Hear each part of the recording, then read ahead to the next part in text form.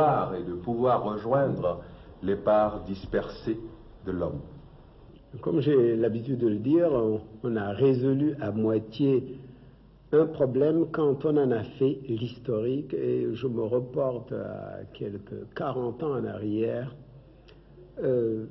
à la fin de mes études, ou plutôt plus loin encore quand j'étais étudiant en Sorbonne, qu'avec Aimé Césaire, Léon Damas et quelques camarades, nous lancions le mouvement de la négritude. Nous avions commencé par revendiquer passionnément notre identité nègre, et je peux le dire maintenant, nous étions même racistes. J'avais commencé par être déchiré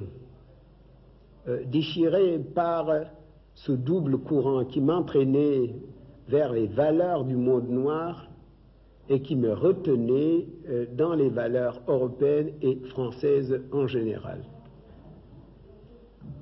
Aujourd'hui, je ne me sens pas du tout déchiré, mais j'ai dû vivre une passion au sens étymologique du mot.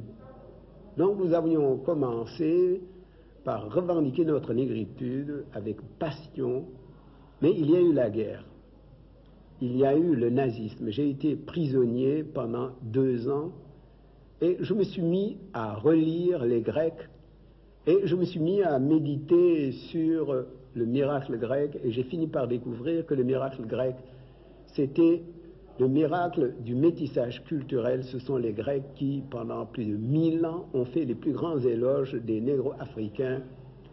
Et c'est pourquoi, à la négritude ghetto, nous avons peu à peu substitué la négritude enracinement mais ouverture, et nous avons pensé que pour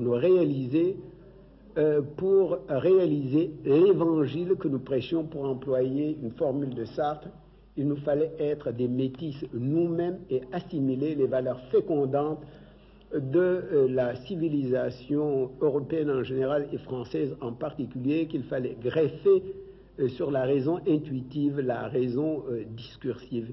Et il fallait que ces deux raisons se fécondent mutuellement, car c'est dans cette fécondation que le miracle grec s'est produit, et c'est le cas de la France. Qu'est-ce que c'est que la France? Il y a 2 races en France. Il y a les Méditerranéens au sud de la Loire, et il y a les Indo-Européens au nord de la Loire.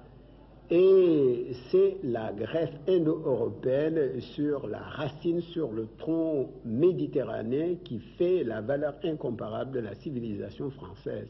Et la langue française elle-même est une langue métisse. La Martinique, c'est une île, bien sûr,